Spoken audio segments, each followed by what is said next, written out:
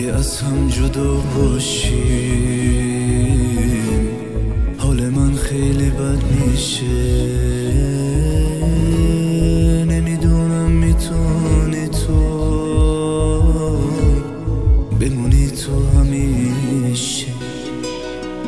عادت کردم به همین خنده زیبات، عادت کردم ای جان